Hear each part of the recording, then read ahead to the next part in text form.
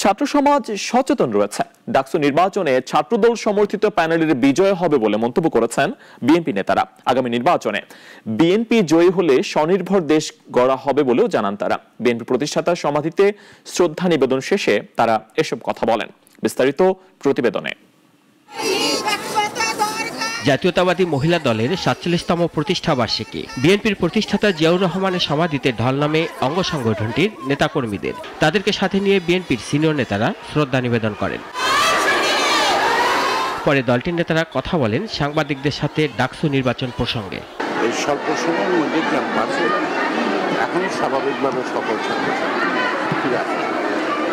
তারপর আমি জানি আমাদের দেশের ছাত্র সমাজ সচেতন, তারা নিশ্চয়ই তাদের বুদ্ধিমত্তা তারা তাদের আগামী দিন জনগণ সুষ্ঠু অবাধ নির্বাচনের মাধ্যমে যদি আমরা সরকার গঠন করতে পারি, আমরা ধাপে ধাপে এই ২৫ দফা সংস্কার প্রস্তাবের মধ্যে দিয়ে এটা সঠিক স্বনির্ভর গণতান্ত্রিক অধিকার প্রত্যেকে নিশ্চিত করাটাই এখন আমাদের সম্ভব।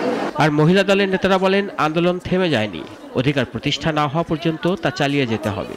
আমরা এখন রাজপথে নেমেছি, ইনশাআল্লাহ জাতীয়তাবাদী দলের সাথে থেকে এই নারীরা রাজপথে সরব থাকবে। যতদিন পর্যন্ত আমরা পরিপূর্ণ গণতন্ত্র ফিরে না পাই ততদিন পর্যন্ত আমরা রাজপথে থাকবো, লড়াই করে যাব অন্যায়ের বিরুদ্ধে। গণতন্ত্রের জন্য আন্দোলন চলমান থাকবে, আর সুফল না আসা পর্যন্ত সবাইকে ঐক্যবদ্ধ থাকার আহ্বানও জানান নেতারা।